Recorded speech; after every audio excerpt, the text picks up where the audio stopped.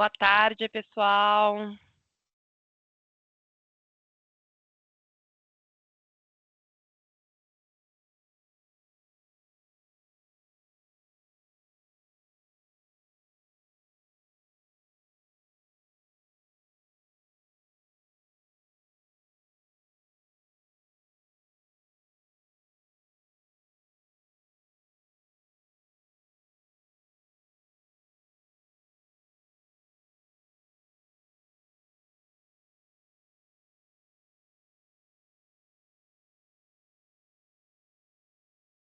Pessoal, vou pedir para vocês a gente aguardar aqui 5 minutinhos só para dar tempo de todo mundo entrar. Se alguém tiver problema com o link para a Daiane conseguir encaminhar, e nós já começamos. Joia.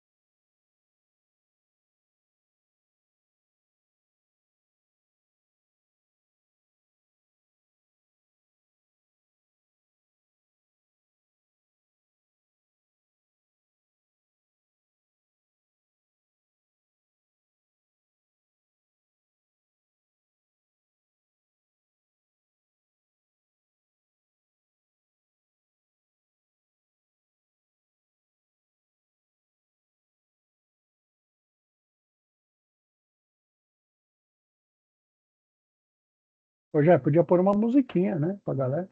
Eu estava pensando nisso agora, acredita? Acho que no meu próximo evento já Como fica a silenciado. dica, Aí fala né? pro Renato Goberto. Renato Goberto tá aqui, ele é Tá cantor. silenciado, Ele é porque cantor. Renato Goberto é compositor, cantor, nas horas vagas, pagodeiro, né, Rê? Opa. Saudade de você. Aí ele.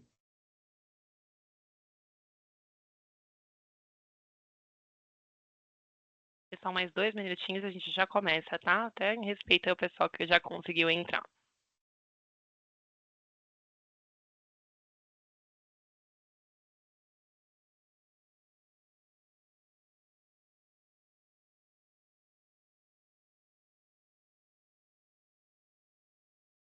Ô, Jéssica, aproveitando aqui o momento, já que estamos sem música, ó, estou afinando, hein, Jéssica? Aqui, ó.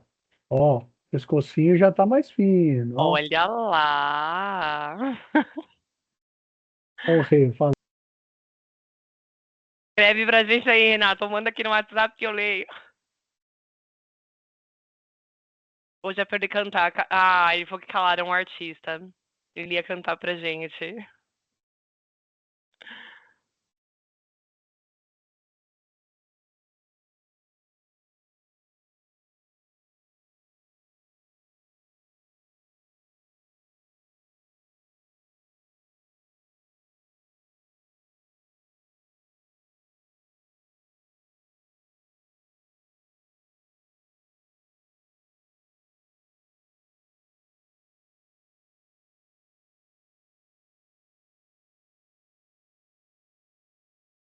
Bom, pessoal, vamos começando. Já tem gente entrando aqui.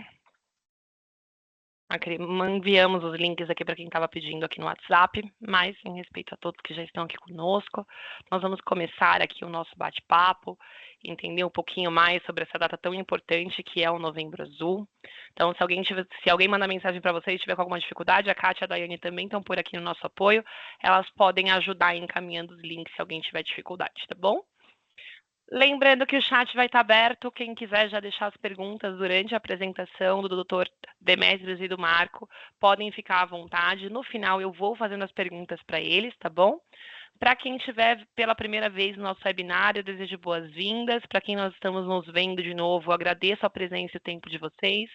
Eu sei o quanto é difícil parar o nosso trabalho, parar ali o que a gente está fazendo, para estar aqui ouvindo a gente, para estar aqui buscando um pouco mais de conhecimento.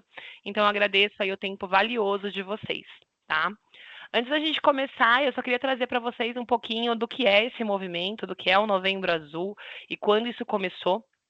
Esse movimento ele começa em 2003, lá na Austrália, e a gente tem um grupo de amigos que eles simplesmente decidem ali, né, deixar o bigode crescer. Eles não falavam só de câncer de próstata, eles queriam chamar atenção para outros temas também, como a saúde mental dos homens, como o câncer de testículo e outros pontos que são pouquíssimo falados. E esse movimento foi chamado de Movember. E ele foi ganhando força de 2003 para cá, em 2008, chegando no Brasil e ficando conhecido como Novembro Azul. A gente sabe que a gente tem vários meses coloridos aí durante o ano. A gente tem o Janeiro Branco, que vai falar de saúde mental, o Maio Amarelo, que vai falar de segurança no trânsito. A gente tem o Outubro Rosa, o Novembro Azul, o Dezembro Vermelho, Setembro Amarelo. São vários meses coloridos e o novembro ele é voltado para falar aí sobre o cuidado do homem. Então, essa campanha ela foi ganhando força aqui no Brasil. Hoje ela é uma campanha extremamente comum. E hoje a gente vai abrir o nosso encontro com dois convidados aqui muito especiais, o Dr. Demetrios Arcari, para quem não conhece, e o Marco Paulo, que é psicanalista. Então, nós temos aqui duas pessoas de peso, vou apresentá-los para vocês, mas antes já queria agradecer o tempo que os meninos estão dispondo para estar aqui com a gente, esclarecendo dúvidas e discutindo um tema que é tão importante. Então, queria começar desejando boas-vindas ao Marco, né? O Marco, ele é psicanalista clínico formado pelo Centro de Psicanálise e Lumen, e ele tem atuação em consultório, atendimento particular e também em projetos empresariais. Então, ele é um profissional aí que já tem uma grande bagagem na área da psicanálise, no atendimento, né, a homens e mulheres. Ele é formado e pós-graduado também em marketing pela FGV. É um parceiro grande nosso aqui de trabalho, atende um dos nossos clientes, e hoje ele dispôs do tempo dele para estar aqui conosco. Então, eu queria agradecer muito, Marco, o seu tempo e a sua presença aqui no nosso webinar. Então, muito obrigada, viu? Eu que agradeço, Jéssica, pela oportunidade de estar aqui esclarecendo, né, uma parte, né, eu e Demetrios, mas uma parte que possa ter de dúvidas aí, de confusões sobre esse tema. Perfeito.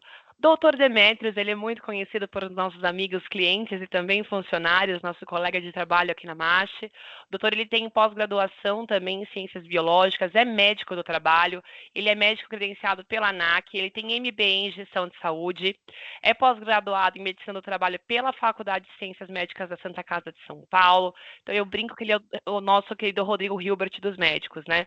Ele tem aí uma formação super extensa e é um médico muito completo. Hoje, com muita sorte, faz parte aqui do nosso quadro de colaboradores da MASH. É um grande nome aqui para a gente, uma grande referência como médico, como pessoa. Então, doutor, muito obrigada pela sua presença, muito obrigada pelo seu tempo. Eu sei o quanto o senhor espremeu as agendas para conseguir estar aqui com a gente. Então, eu fico muito agradecida pela sua presença aqui nesse momento. Rogério, eu que fico honrado. Honrado, primeiro, pelas palavras lindas aí que você proferiu. Segundo, por estar aqui no meio de pessoas que eu gosto, pessoas que eu tenho um carinho muito especial. Afinal, a gente fala que a gente é uma família aqui dentro do grupo Mastianos e Mastianas. Então, eu quero que todo mundo curta bastante e aproveitem todas as informações que nós vamos trazer, todo o conceito, para que vocês possam transmitir o que está aqui para todos ali ao redor de vocês. Obrigado, viu? Eu que agradeço, doutor. Pessoal, então, para quem está chegando pela primeira vez, nós costumamos dividir aqui o nosso webinar em blocos. Então, eu entrevisto cada um dos nossos convidados não, gente, imagina, os nossos convidados aqui, que vão trazer para a gente informações super importantes. Imagino que cada um tem as suas dúvidas e nem tudo vai estar contemplado nas perguntas mais generalistas que nós trazemos aqui dentro dos blocos que a gente conversa com eles. Então, fiquem à vontade para escrever no chat, deixar a pergunta, pode direcionar sim a pergunta diretamente para um profissional, ou para o Marco, ou para o Dr. Demetrios, fiquem à vontade.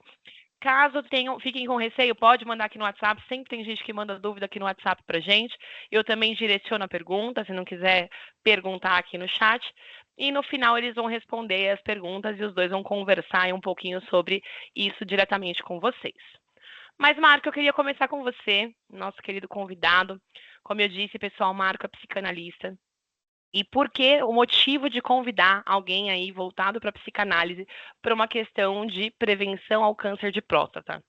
Nós viemos falar disso justamente pelo fato de que existe um tabu muito grande quando a gente fala da saúde do homem, tanto para a depressão, tanto por câncer de testículo, tanto por câncer de próstata, que é o nosso maior foco aqui hoje. E o câncer, ele é um câncer que é curável, ele é altamente curável, ele tem aí vários tratamentos que são possíveis, o Dr. Demetrios vai falar sobre isso, e a gente trouxe o Marco justamente para a gente tentar refletir um pouco do porquê do receio, né, dos homens em se cuidar. Então, Marco, eu queria te perguntar, assim, né, por que muitos homens ainda têm essa dificuldade em procurar uma ajuda médica para fazer exames preventivos quando eles não têm sintomas? O que você acha que ocasiona isso? Bom, eu acho que tem vários motivos, né? Vários fatores, né? O primeiro é a questão do homem ser aquele que tem que aguentar firme, né? Não pode demonstrar fraqueza, apesar de que quem aguenta firme muitas vezes é a mulher, não é o homem, né? Quem segura a peteca. Então tem muito isso da construção da família, né? Patriarcal desde sempre, que o homem tem que sempre ser o provedor, o mais forte, o que segura a onda de tudo. E, na verdade, né, o homem é um ser humano como a mulher também é, né? Então tem fraquezas, né, tem dificuldades como qualquer pessoa. A questão também de se sentir vulnerável, né, se colocar numa posição de vulnerabilidade, de fraqueza, a gente volta para o tema anterior, é visto muito inconsciente como estar vulnerável, né? Estar doente, estar vulnerável, estar dependendo de ajuda, né? Pedir ajuda também é um fator muito difícil, né, para muita gente, se colocar no sentido de ser cuidado, né, por um profissional como o Dr. Demetrios ou por qualquer profissional, um psicanalista, um psicólogo. Então, essa preocupação, né, de abrir mão, de abaixar a guarda, né, para permitir o cuidado. A angústia, né, obviamente, a angústia que a doença, qualquer doença traz, né, e essa muito mais, porque toca num ponto muito de masculinidade, né, e, e também o medo de encarar a própria finitude, né, porque toda doença nos leva a pensar que um dia a gente termina o nosso papel aqui, né? Cada um com a sua religião, daí não tem questão, mas a finitude, né? Uma doença traz uma questão de finitude. E o homem acaba procurando só quando não dá mais para ignorar, quando a coisa já está de fato pegando. Então, isso é um ponto que eu acho que dificulta nessa procura por ajuda médica e tudo mais.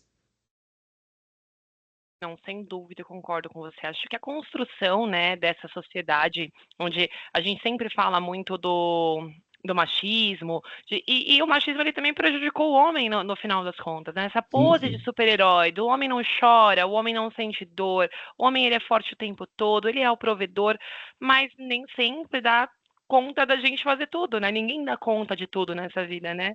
Eu brinco que a gente verdade. não dá conta de tudo e tá tudo bem não dar. Mas o homem ele foi colocado nessa posição. Então é muito difícil também, né? Então é realmente compreensível. Gera muita angústia isso, né, no homem. E não, eu não tenho dúvidas.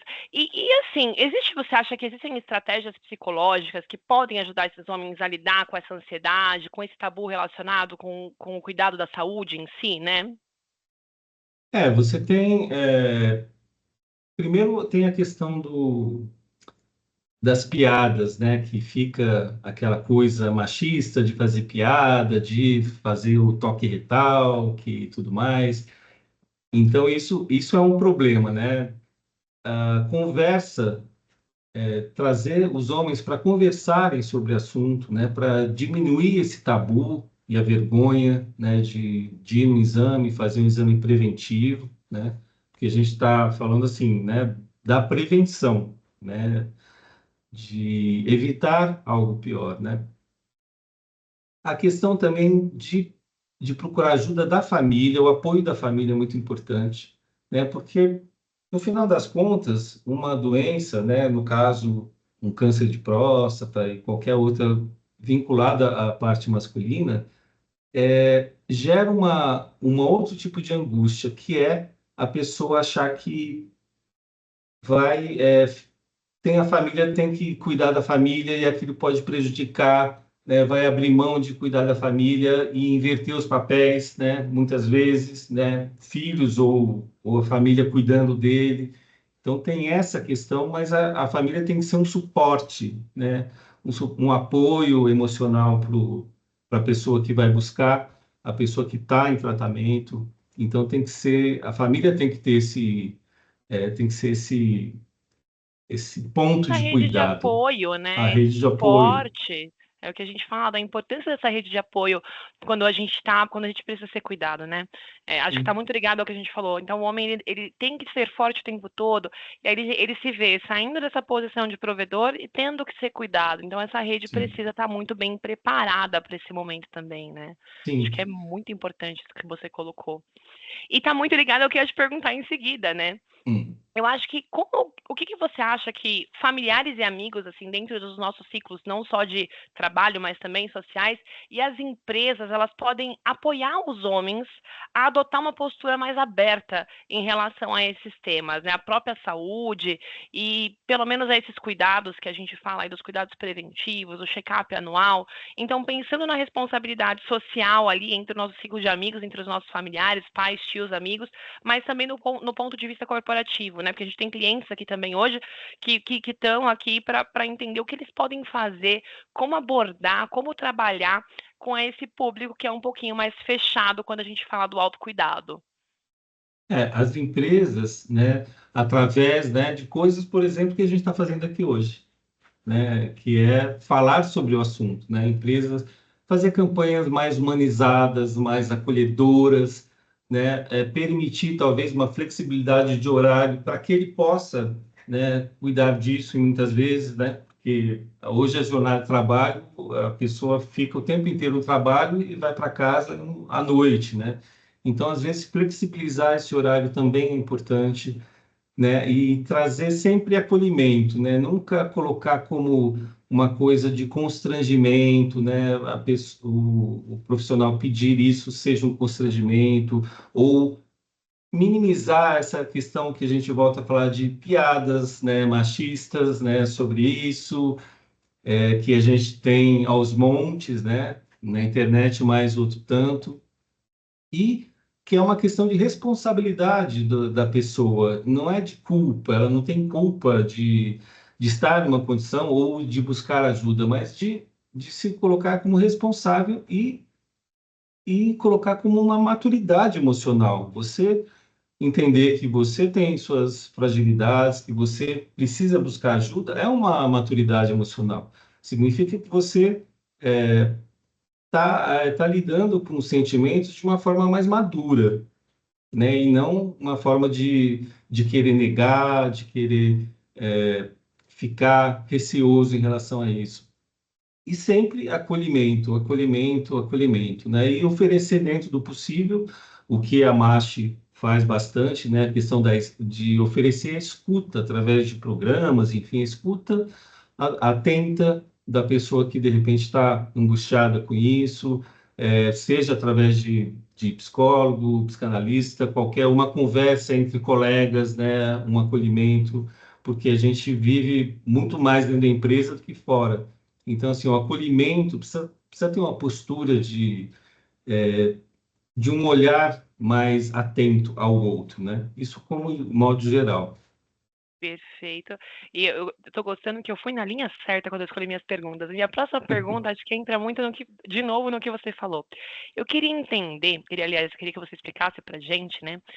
A gente tá, pessoal, como vocês estão vendo, conversando com um psicanalista, que eu contei pra vocês lá no início, que é um psicanalista clínico, ele faz atendimentos ali, né? Inclusive, quem precisar pode buscar o Marco aí depois. E de que forma, Marco, você acha que a psicanálise ela pode ajudar os homens a ressignificar essas crenças que a gente colocou aqui, que atrapalham tanto nesse processo e que impedem eles de cuidar da própria saúde de forma plena e preventiva? Como que o processo terapêutico ele pode ajudar esse homem ali a desconstruir, a buscar esse cuidado? Quando a gente fala de desconstruir, né, ou dar um novo significado, a gente fala de símbolos muito fortes que existem no inconsciente coletivo aí dos homens, principalmente de potência masculina, né? De controle, de estar no controle, principalmente a questão do toque retal é uma coisa assim que afeta, deixa a pessoa achando que aquilo deixa ela menos, pode afetar a masculinidade dela, e não tem absolutamente nada a ver, né? É, então, isso é um pensamento racional, né? De que, não pode, o corpo é um templo, né? O corpo do homem é um templo, não pode, principalmente nessas áreas, né? Não pode ser tocado, porque senão pode afetar, né? E principalmente, né? O que os outros vão pensar. Então, esse é sempre um problema muito mais em relação aos outros, o que os outros vão pensar do que a mim. Então, às vezes eu até consigo fazer isso, mas eu me sinto inibido perante a sociedade, perante os outros, né? Então, é uma mistura de tabu, de vergonha, né? De fazer um exame desse, mesmo por orientação. Então, na terapia, a gente trabalha justamente esses valores, esses pesos, né? E desconstruir um pouco isso, porque o homem não é isso. O homem é muito mais que isso, como um ser humano é muito mais que isso, né? Enfim, a gente tem, desde quando a gente nasce, a gente tem objetos que a gente, pontos do corpo que a gente gera prazer, primeiro a boca, na amamentação, e depois, quando a gente começa a controlar os esfíncteres, né, a gente entra numa fase também de prazer. Então, assim, não tem corpo como um todo, não é um templo que não pode ser pesquisado, não pode ser verificado para ver se está tudo ok. Então, eu acho que dentro da terapia a gente faz isso, é desconstruir esses dogmas, né? Esses símbolos. Perfeito, Marco. Achei muito esclarecedor. Acho que até para mim, que tenho o maior conhecimento do objetivo aí, né, da psicanálise, da psicoterapia, achei muito importante essa fala. Confesso que aprendi bastante aqui também. Bom, Marco, vou agradecer a sua presença, mas por favor, não nos deixe ainda. não, estarei Vou bater aqui. um papo com o Dr. Demetrios rapidinho. Pessoal, quem tiver pergunta para o Marco, pode ir digitando aí, eu volto no chat, procuro tudo bonitinho para que ele possa responder para vocês no final. Se tiver sem graça, se não quiser perguntar, manda aqui no WhatsApp para mim, para Daiane ou para Kátia, que a gente no final aqui, as meninas me encaminham e a gente vai direcionando as perguntas e eles vão responder todos, se possível. Quem não for possível responder, a gente sempre responde por e-mail no final, tá bom? Doutor Demétrios, mais Vamos uma lá, vez, vamos boa lá, vamos tarde, lá, doutor. vamos Muito lá. obrigada pela sua presença. Doutor, fala pra gente um pouquinho de quais são os principais exames de prevenção do câncer de próstata e em que idade os homens devem começar a se preocupar com isso. Bacana, Jéssica. Já vamos abrir logo falando de prevenção aqui. Galera, é o seguinte, a prevenção, temos duas idades básicas. Primeiro, 50 anos para quem não tem nenhum risco, nenhum fator de risco. e 45 para quem tem fator de risco. E aí vem a pergunta: o que é o fator de risco? Então, primeiro, você tem casos na família com parentes que têm algum problema na próstata, seja aumento de próstata ou câncer na próstata, e aí eu estou falando irmãos, tios, avós, é, parentes próximos, primos, você já é um grupo de risco. Etnia. Pessoas que são afrodescendentes têm maior incidência de câncer de próstata. Agora, cuidado. Quando eu falo fator, eu não estou dizendo assim que, eu sou mais moreninho, então vou ter câncer de próstata. Sou branquinho, não tenho câncer de próstata. Não é isso. Estou falando que fator de risco é que nem você atravessar uma avenida movimentada. Você atravessar na faixa branca, a chance de ser atropelado é menor. Você atravessar fora da faixa, a chance é maior. Então, esses são fatores de risco. Agora, não podemos esquecer, né, Jéssica? Aqui no Brasil a gente tem muita miscigenação, né? A miscigenação. Então, por exemplo, eu, olhando para mim, você fala, rapaz, é negão mesmo, né? Pinta de negão. Você olhou para mim e falou, nossa, mas não, meu bisavô era escravo. Então, o que acontece? Eu tenho nos meus genes a afrodescendência. Então, o que que eu preciso que vocês entendam? Olhe sempre a árvore genealógica da família. Então, primeiro, idade, né? Fator de risco a partir de 50 anos ali, se você não tiver nada, é um fator de risco.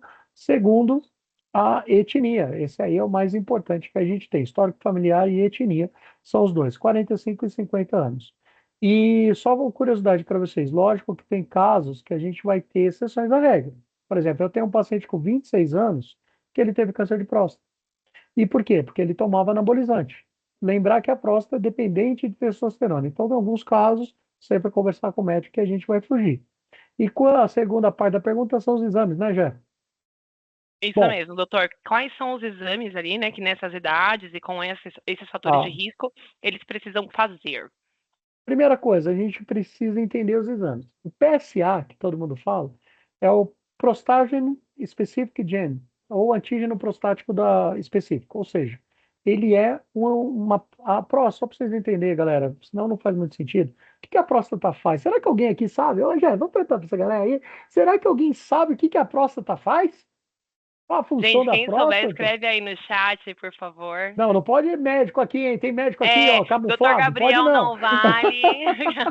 Então, assim, só para a galera saber, só para a gente ganhar tempo aqui, gente, próstata, qual que é a função? Ela produz um fluido que vai proteger o espermatozoide, para o espermatozoide passar ali pelo pH vaginal e conseguir chegar até o óvulo. E aí tem nutrientes. Nutrientes são proteínas. Então, o PSA nada mais é do que uma proteína produzida pela próstata para servir de nutriente para o espermatozoide. Então, quando você aumenta a próstata, você faz mais essa proteína. Então, esse é o PSA.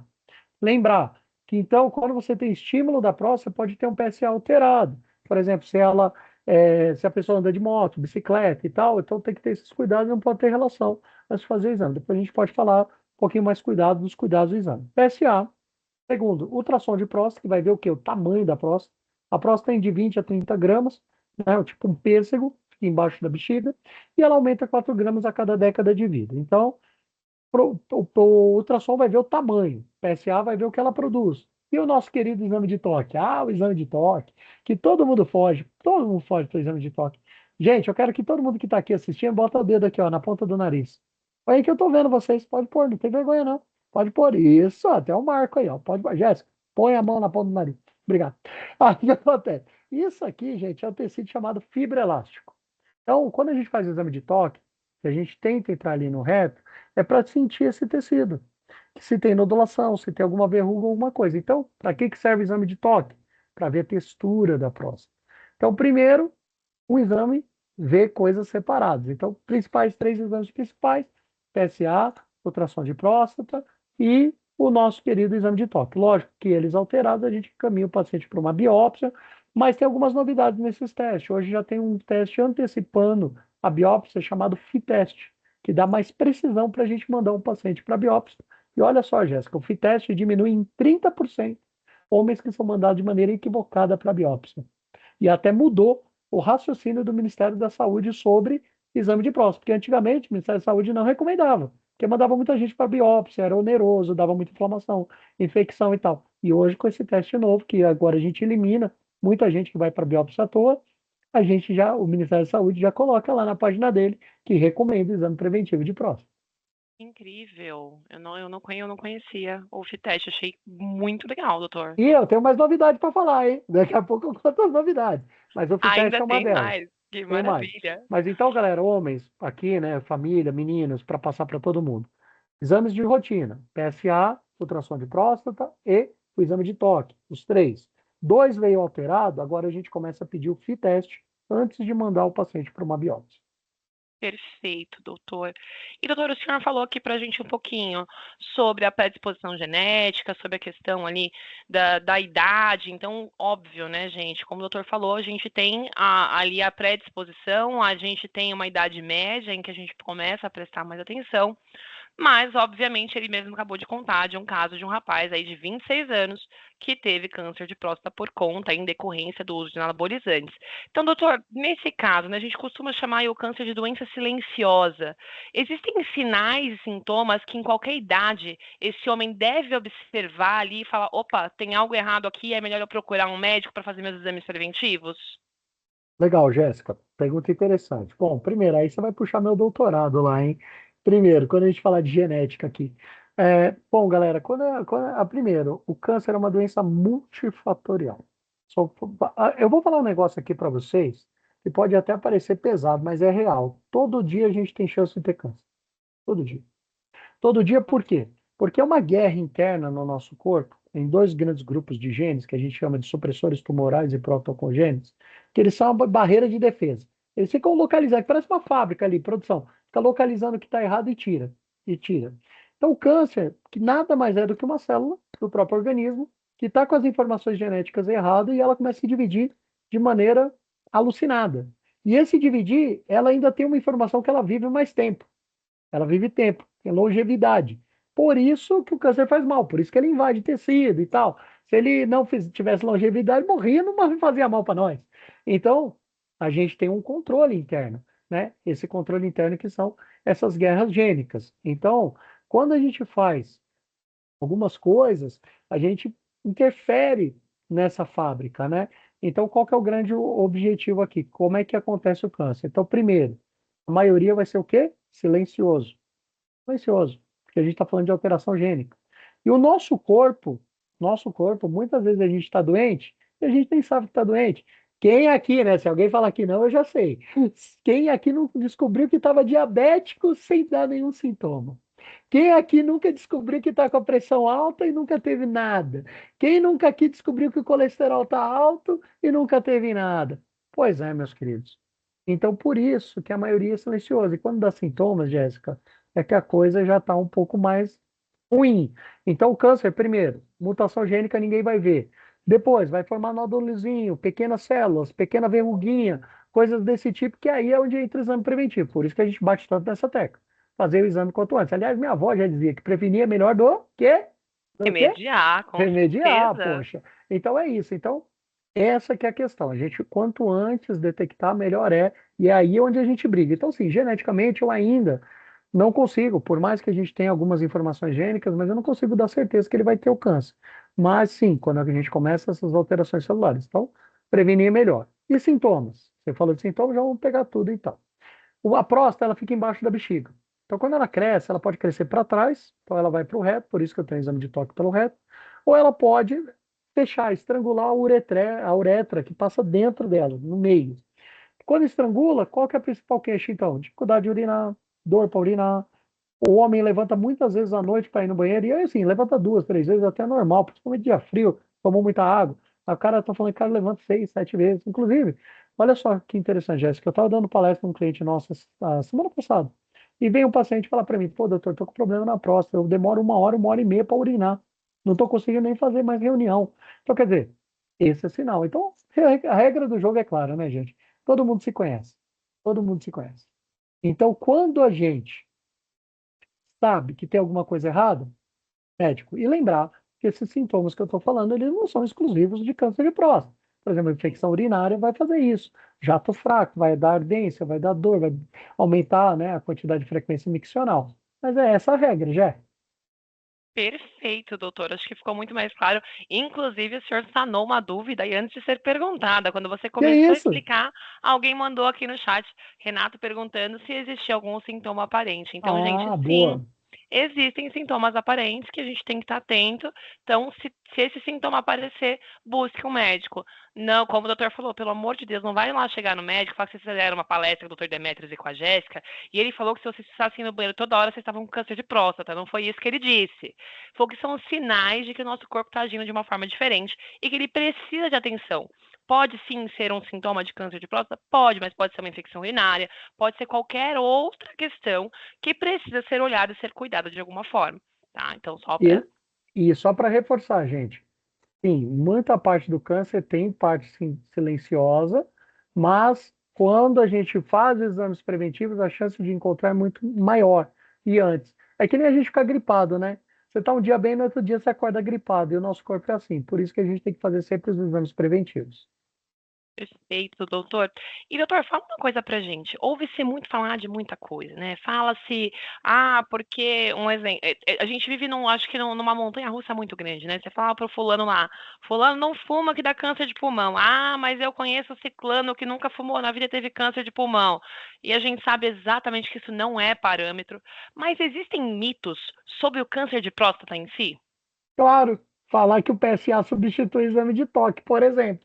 Esse é um mitão que a gente vai retirar daqui da galera. Primeiro, acabei de explicar para vocês, o PSA ele vê o quê? Proteína da próstata. O ultrassom ele vê o tamanho da próstata. E o toque e a textura. Tem que fazer os três? Tem que fazer os três. Porque eu preciso mas preciso fazer todo ano o exame de toque? Não. Mas você precisa de um basal para acompanhar, tá? Então, mitão.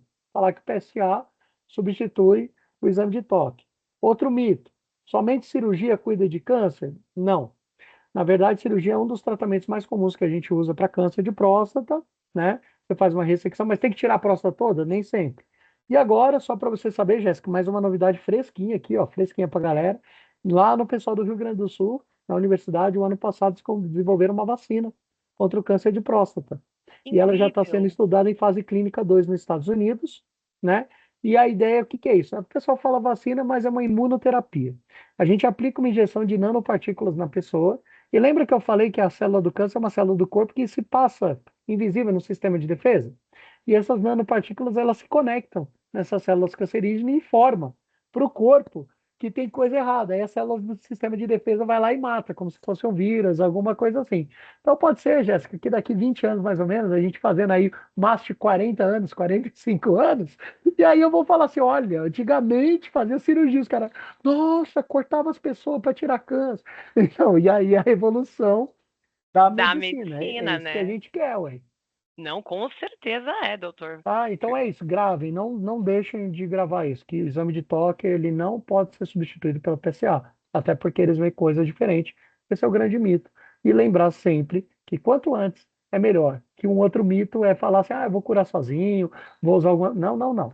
Preventiva sempre. Perfeito.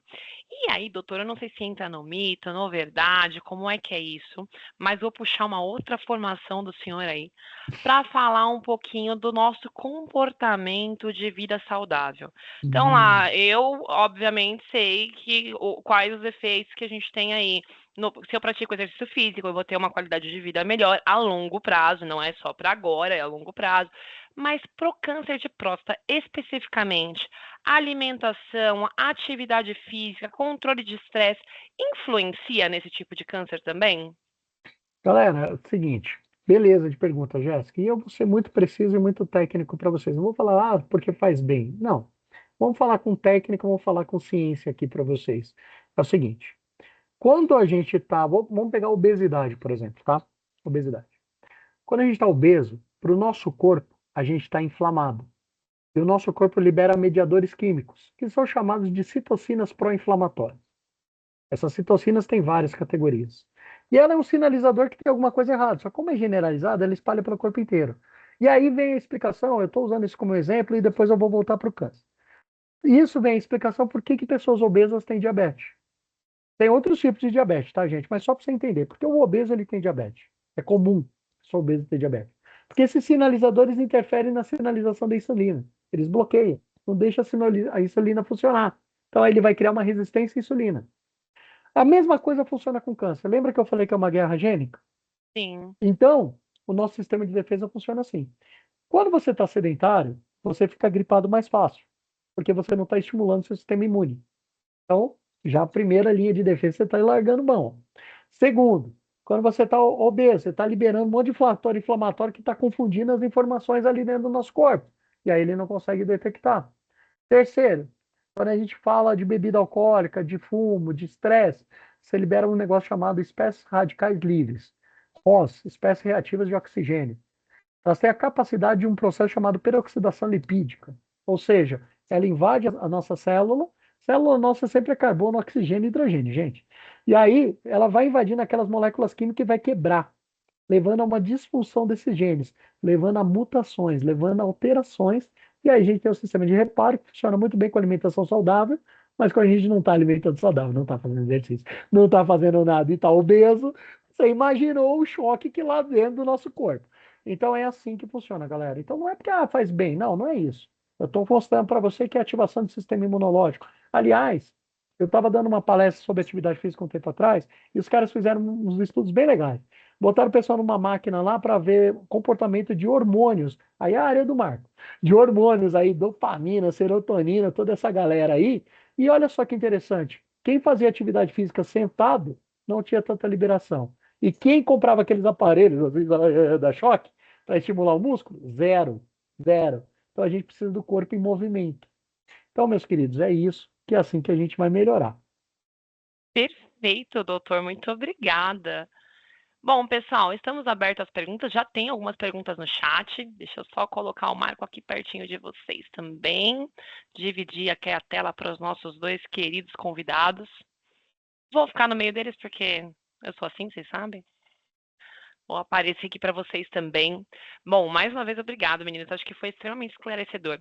E eu acho o quanto é interessante, falando por mim, né, que sou uma profissional de saúde, que atuo nessa área já há longos 16 anos de carreira, que já vivi vários novembros azul, como é bom, como é importante que a cada ano a gente aprende algo novo. A gente traz isso sobre um holofote diferente, como, por exemplo, ter um psicanalista nessa discussão, saber aí do novo teste que vai impedir muitas pessoas de chegarem na biópsia, são questões que a gente vai vendo essa evolução que o Demetrius falou da medicina, e o quanto é valioso isso. Então, pessoal, lembrem-se disso. Toda vez que a gente fizer um convite para vocês, Novembro Azul de novo, e a gente vem sempre com novidades aí, com essa evolução da medicina que é extremamente importante. Mas eu vou para as minhas perguntas, até para não tomar o tempo de vocês, e porque os meus convidados estão aqui mandando um monte de pergunta para mim. Tem gente mandando no WhatsApp também. Doutor, perguntaram aqui para gente, doutor Demétrios, qual que é o preparo adequado para os exames que o senhor mencionou aí serem necessários como exames preventivos? Legal. Como eu disse para vocês, a próstata, o principal é o PSA, tá? O PSA de preparo, né? O PSA, como eu disse, ele cria uma proteína que vai alimentar o espermatozoide. Então, se a próstata tiver estímulo, ele pode dar alterado, pode dar um maior. Então, vou dar um exemplo aqui para vocês. Andar de motocicleta, fazer bike, andar de bike, aquele banco fica batendo ali nessa região ali próxima, né? O que a gente fala em cima ali, entre o ânus e o saco escrotal, né? Aquela região que é onde está a próstata, aquele meinho. Então o banco fica batendo ali, ele estimula a próstata. Então não pode ter estímulo na próstata, por exemplo, seja por relação sexual, seja tanto relação anal, como também ejaculação, porque tudo isso estimula a próstata a produzir mais. Então, quando eu falo de ejaculação, não é só relação sexual, masturbação também pelo menos 48, 72 horas antes do exame. Evitar o uso de moto, de bicicleta, coisas que possam estimular essa próstata. Isso sim, você faz um PSA adequado. O ultrassom não tem preparo, é um exame de imagem. E o exame de toque, claro. Como é que eu fazia com meus pacientes, Jéssica? Eu não sei se o pessoal sabe aqui, mas antes de entrar na MAST, eu coordenava a Zona Norte de São Paulo. Coordenava uma UBS na Zona Norte de São Paulo. Acho que nem vocês sabiam dessa, Não né? sabia dessa informação, Pois é, doutor. eu atendia numa unidade básica, então você imagina o pessoal do SUS que tem dificuldade muitas vezes de ir para um médico especialista, procurar ali para fazer exame de toque. Então eu fazia muito exame de toque. E como é que eu fazia esse exame de toque? Eu falava para o paciente, ó, hoje eu vou pedir o PSA para você e vou pedir o ultrassom. Quando você voltar, a gente faz o exame de toque. Aí eu falava para ele fazer uma higienização leve mesmo da região anal ali e tal, porque não tem nenhum problema. a gente vai simplesmente tocar naquela próstata e sentir, como eu falei para vocês, esse tipo de textura. Então, região anal, limpeza, higiene tradicional ali que a gente faz, nada muito excessivo, nada de colocar chuveiro lá dentro, ficar batendo para um lado para o outro, não precisa nada disso. Só uma higienização simples e para o PSA evitar esses estímulos da próstata. Perfeito, doutor. Mais uma pergunta para o senhor, depois a próxima aqui é para o Marco. É, com essa evolução da medicina, com tudo isso que a gente está conversando aqui, a gente sabendo quantos estudos existem, existe algum exame hoje, na nossa atualidade, que possa substituir o exame retal, do toque retal? Por enquanto, não. Porque o que acontece? Como eu disse, o exame de toque ele serve para ver o quê? Textura. Eu não sei outro jeito de ver textura se não passar a mão. Então, assim, então, por mais que você possa desenvolver, e até tem o fit test, como eu falei, ele é uma proteína muito específica. Eu não sei se está disponível ainda no SUS, eu acredito que não, tá, gente? Mas a gente já pode conversar com os nossos médicos sobre isso, é uma chance que a gente tem. Ele sim começa a detectar uma proteína muito específica, mas mesmo assim ele não consegue dizer que é câncer, consegue dizer que ela está alterada. Então, exame de toque, galera, vai se tornar que nem o Papa Nicolau, tá? Pergunta para as meninas como é que é um Papa Nicolau, que aí vocês vão ver o que é chato de verdade. Vou contar para vocês que não é uma experiência boa, nem o Papa Nicolau, nem aquela tal de mamografia. Não é um negócio ruim de fazer, mas tudo bem, né? Fazemos, seguimos aí. E meninos, aí, ó, o doutor colocou um ponto importante. Vocês têm uma faixa etária para começar esses exames. Nós, meninas, começamos esses exames em média aos 18 anos de idade e nunca mais paramos de fazer enquanto estamos vivas aí. Então, o tempo que vocês costumam fazer de exame de toque retal aí, a gente já fez aí antes de chegar nos 30 anos. Então, vamos colaborar E aí e se só cuidar. complementando, isso é tão cultural, é tão louco, porque se você pega uma menina hoje, que nem quando a gente faz o clínico, né, Marco? A gente faz o clínico lá e aparece escrito, você não fez o Papa Nicolau? Ai, não fiz, ai, não fiz. Ela mesmo se culpa que não fez. Claro. Agora o homem não, o homem nem sabe fazer o exame de toque, nunca fez, não. Meninos, bora, tem que fazer. É isso. Marco, a próxima pergunta é para você. Então tá aqui, ó. Primeiramente, ótimos pontos comentados. Tem aquela coisa que principalmente os mais antigos relatam. Ah, prefiro não procurar problemas e assim eu não faço exames. Como que a gente pode fazer para reforçar essa importância, principalmente para essas pessoas mais antigas? Imagina, né? Se a gente está falando aqui para um público relativamente jovem, sabe que existe esse tabu, existem essas piadas, como que a gente aborda as pessoas mais velhas ali, porque estão naquele momento que eu costumo falar, né, que eles falam, ai, mas quem procura acha. O objetivo é achar mesmo, é isso que a gente quer, descobrir lá no início para poder tratar. Mas como que a gente aborda esses familiares, esses amigos? Qual que é o melhor caminho para sensibilizar? Bom, antes de responder a pergunta, eu queria, para complementar essa resposta, perguntar para o doutor Demetrio uma coisa que é importante.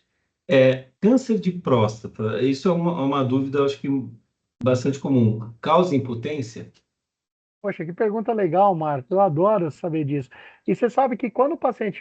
Então, uma coisa que é muito interessante. Quando o paciente faz prostectomia, que ele tira a próstata, lembra que eu falei que a próstata faz o fluido do sêmen? Então, a maior parte do sêmen, os 70% ali, é o líquido da próstata. Então, a primeira coisa que o paciente me fala quando ele tira a próstata, fala, doutor, eu ejaculo, mas não, não sai nada. Não sai nada. Não é que não sai, é que ele tirou a maior parte do líquido. Então, aí vem de encontro a isso que você está falando. Né? Causa impotência, existe uma diferença entre libido e ereção. Né? Então, assim, quando a gente tem um câncer, se você fizer uma ressecção cirúrgica, você tem músculo, você tem nervos ali, e sim, você pode ter problemas que tenha como consequências, como sequelas, você ter uma perda ali da ereção, tá? Isso sim acontece, assim como bexiga, fica uma bexiga neurogênica, que ela não consegue segurar a urina, e até mesmo o uso de bolsa de colostomia. Então, sim, pode ter problema com ereção, disfunção eréctil por causa do corpus cavernoso, que foi cortado. Por isso que entrou a robótica. A robótica é para melhorar essas sequelas aí. E mais do que isso, de novo, prevenção. Quanto menor for a célula alterada, nem sempre você vai ter uma ressecção tão grande, a área vai ser menor. Então, com isso, a chance de ter sequelas como essa, Marco, é muito menor. O câncer por si só, ou a hiperplasia prostática por si só, aquela célula, enquanto eu não estou mexendo em nervos e tal, não vai alterar, mas infelizmente a gente vai ter que muitas vezes ir para uma ressecção e para uma cirurgia. Bom, Jéssica, isso já é um bom argumento para o pessoal mais da antiga, né? da questão da masculinidade, de potência e tudo mais. Eu acho que para o pessoal mais antigo, acho que tem que ser um pouco mais cru, assim, né? A questão, colocar coisas pontuais. Essa é o risco, né, de ter alguma questão de impotência, até de incontinência urinária, né, de ter que, de repente, ter que usar algum tipo de suporte, como fralda, etc. Então, isso talvez pegue bastante nesse pessoal mais antigo, né? Pega na vaidade, pega na masculinidade, um monte de coisa. E também trazer para dentro da família a importância que aquela pessoa tem no núcleo familiar, né? Quer dizer, a preocupação não é só dela, é sim da família toda, né? Quer dizer, uma doença que pode se agravar, quer dizer, pode levar a uma perda, né? A gente, em último caso, pode levar à morte, né? Ninguém da família quer isso, né? A gente quer manter essa pessoa da família dentro da família, né? Fazendo companhia para a gente, estando junto com a gente. Então, assim, eu acho que são dois pontos que pode se começar. Um, pegar por aí, né, que o risco do que pode acontecer, e pega muito na vaidade, talvez isso funcione um pouco melhor, e trazer a importância que aquela pessoa tem para a família e a falta dela, o que que vai causar na família, né? Então, ninguém quer isso. Talvez sejam dois pontos que podem ser bons argumentos. Perfeito, muito obrigada. Eu acho que faz total sentido pensando no público que eu tenho aqui em casa. Então, acho que realmente é um caminho para a gente seguir, né? Doutor Demetrios, é verdade que o câncer de próstata é por conta do envelhecimento da próstata? Bacana a pergunta. Não sei da onde veio essa, mas bacana, interessante. O que acontece é o seguinte, gente, uma coisa que a gente tem que entender é a história quando a gente fala 50 anos, é que os estudos mostram que a partir dos 52 anos, para ser preciso, a gente tem uma alta incidência do câncer, ou seja, uma maior prevalência na população. E aí a gente tem que entender algumas coisas. Quando a gente envelhece, pessoal, a gente não envelhece só por fora, envelhece por dentro. Só que o que faz, de fato, a gente ter maior tendência não é bem pelo envelhecimento da próstata. O que acontece é que a gente libera testosterona ao longo da vida. E quando a gente passa dos 50 anos, aqueles sinalizadores, aqueles genes que captam essa testosterona da próstata, né, eles estão mais sensibilizados porque já viveram 50 anos, né? Então eles são mais sensibilizados. Então eles vão captar mais. E aí é onde a gente começa a ter um aumento gradual da próstata. Inclusive aqui, se todo mundo passar dos 90 anos, posso garantir que 90% dos homens, né, que estão aqui vão ter problema na próstata. Por quê? Por causa desse aumento contínuo. A próstata aumenta em média 4, 5 gramas a cada década de vida, porque ela é dependente de testosterona. E por mais que a gente fale, ué, mas minha testosterona está baixa e tal, você continua produzindo ela ao longo da vida e a sensibilização se torna maior. Então, não é bem o envelhecimento da próstata, pode até dizer que seja, mas é pelo esse reflexo gênico e por toda essa absorção molecular e hormonal aí dela. Perfeito. Doutor, dor. Existe, a gente falou sobre alguns sinais e sintomas ali, mas sentir dor é um sinal preocupante, é um sinal de alerta para o CA de próstata. E aonde seria essa dor? Porque a gente sabe onde está localizada ali a próstata, abaixo da bexiga. Então a dor seria no pênis, a dor seria no ânus. E existe algum sintoma que seja doloroso ali para esse paciente ficar atento? É assim, como a gente falou, muitas vezes o câncer, inicialmente, nas fases iniciais, você não vai ter muita sintomatologia. Mas quando você tiver sintomatologia, e não precisa ser só o câncer, pode ser o aumento, o HPB, que é a hiperplasia prostática benigna, o aumento da próstata, você vai ter várias sintomatologias. Dentre elas, então, a dificuldade para urinar. Uma vez que você tem dificuldade para urinar, você força mais, então você vai sentir dor, né? Então você tem dor ali na dificuldade de urinar, no tempo de micção, na volumetria, que você vai ficar indo toda hora no banheiro. Então, sim, você pode sentir dor, mas ela não é uma dor referida, né? Uma dor que você consegue dizer exatamente a localização. Você vai sentir um incômodo, você vai sentir algo diferente, ou até mesmo constipação, Jéssica. Se a próstata crescer para trás, eu tenho fezes em fita. Sabe o que é isso? Fezes fina.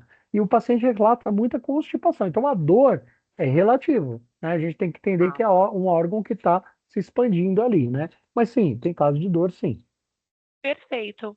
Acho legal, doutor, porque muita gente costuma dizer que o câncer ele é indolor e nem sempre, né? Como nesses casos que o senhor citou, a gente vai ter episódios de dor que podem sim estar ligados aí a um CA de próstata, né?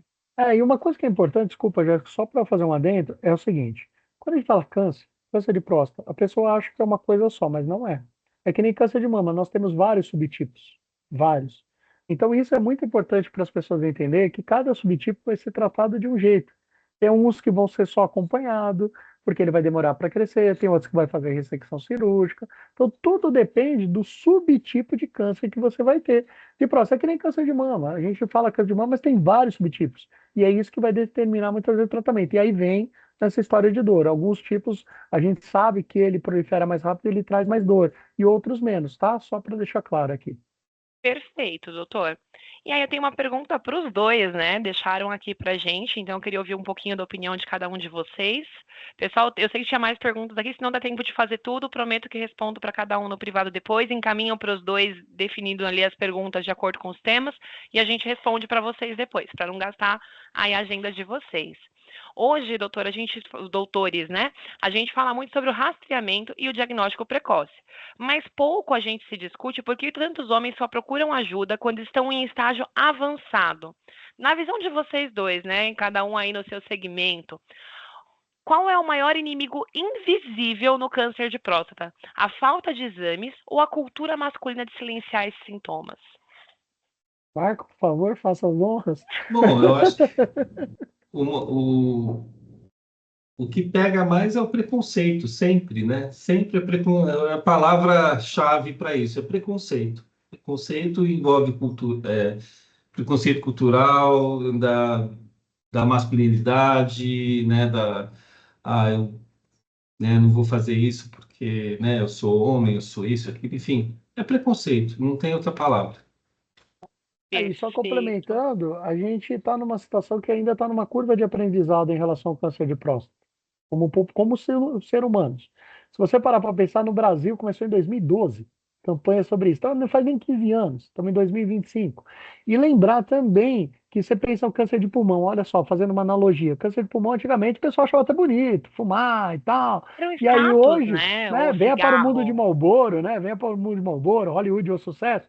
Hoje tem privação, tem bloqueio, tem lugares que você não pode fumar. Aí começou até lá câncer, câncer, câncer, câncer. Hoje ele é o terceiro.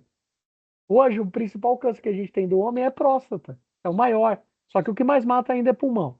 Mas é o maior já próstata. Por quê? Começou a mudar esse raciocínio. E eu posso dizer Cura, para né? você, esse mês mesmo, você sabe muito bem minha agenda, Jéssica, como eu fui acionado para fazer palestras de câncer de próstata. Então isso já mostra a mudança cultural que nós estamos vivendo. Eu acredito que vai passar ainda um pouco por isso. Nós somos exatamente elementos de transformação, de orientação para pessoal que tem um pouco mais de idade e de orientação para as pessoas mais novas.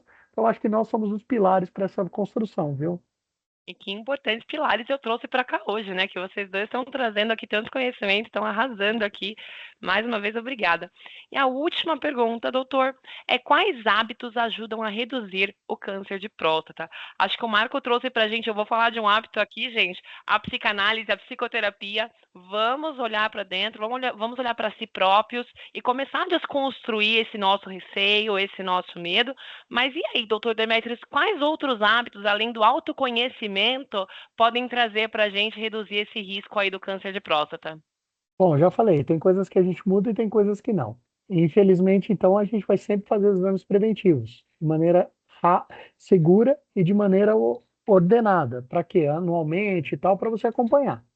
Segundo, sedentarismo. Tem que acabar com o sedentarismo. Tem que acabar com reduzir, né, o tabaco, reduzir o consumo de bebida alcoólica de maneira exorbitante. Então, assim, são medidas que não é só alimentação saudável, né, óbvio. Então, assim, é acabar um pouco com alimentos processados, fast food, e tudo isso. Então, não é só o câncer de próstata, né? Mas isso é o que a gente de fato pode fazer para mudar a constituição e favorecer o nosso sistema imunológico, ajudar o nosso sistema imunológico.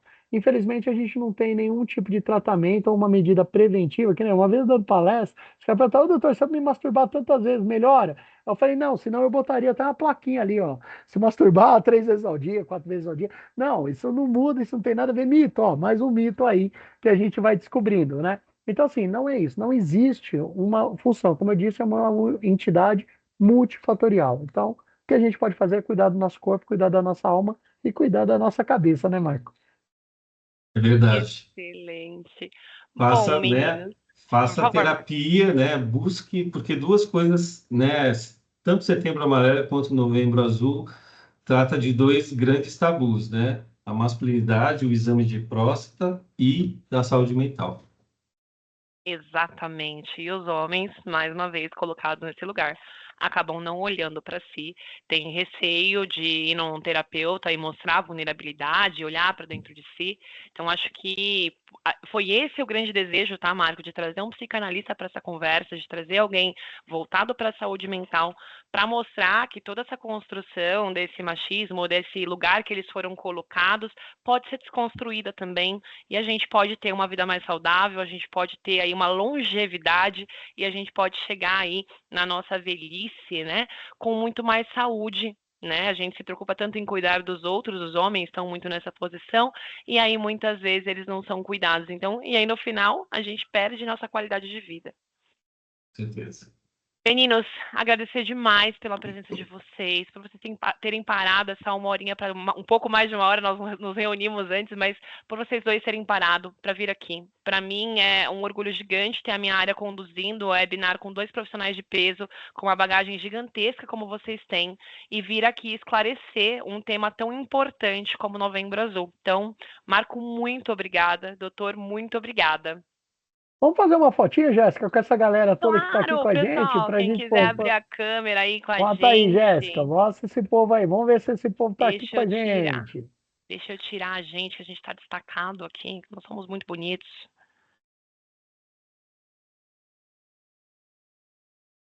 Deixa eu me tirar do destaque aqui também, que agora tá só eu. Pessoal, abram as câmeras para dar e poder tirar uma foto nossa para o nosso Galera. LinkedIn. Ó, a Renata já apareceu, Mônica também, Nadine já está aqui. Estamos recebendo aqui os parabéns, ó. Mandaram aqui no chat. Quem mais consegue abrir a câmera aí, gente? A gente tá cheio de quadradinho aqui. A Izilma já chegou também. Aê, pessoal, vamos aparecer. Ó, a gente vai de mais uns 5 quadradinhos, galera. Quem se dispõe aí para aparecer na nossa foto? Débora tá chegando. Tá faltando mais 4, hein? 5. Olha aí. Só pra nossa foto ficar bonita. Tá, e você consegue tirar o print aí pra gente, pra ficar bonitinho? A Kátia já tirou pra gente aqui. Ê, Catita 1000 por hora. Peraí que eu vou. Eu tô. Tem uns notes aí, tem uns IAs aí que entra aí no negócio agora, ué. Depois, Kátia, manda para nós. Vamos colocar isso Por aí, gente. É favor. importante. Então, Obrigado, viu, meninos, pessoal? eu que Obrigado pela oportunidade. agradeço. Logo nós divulgaremos os nossos próximos webinários. A gente pretende fazer isso em mais meses de destaque, não em todos os meses, tá bom? Mas nos meses de destaque, como Janeiro Branco, Setembro Amarelo, Outubro Rosa, Novembro Azul, nós pretendemos estar aqui com vocês, tá? Então, nós estamos à disposição. Caso surja alguma outra dúvida que vocês tiveram receio de compartilhar, fiquem à vontade de me mandar por e-mail também. Eu encaminho tanto para o Marco quanto para o Dr. Demetrios, eles nos respondem aí ao longo do tempo e a gente traz isso para vocês. Agradeço imensamente a presença de todos os nossos convidados que estiveram aqui como ouvintes e nós nos vemos em breve. Obrigada a todos, viu, pessoal? Obrigado, Tchau, gente. pessoal. Obrigado pela oportunidade. Uma boa sexta-feira. E cuidem-se. Façam seus exames.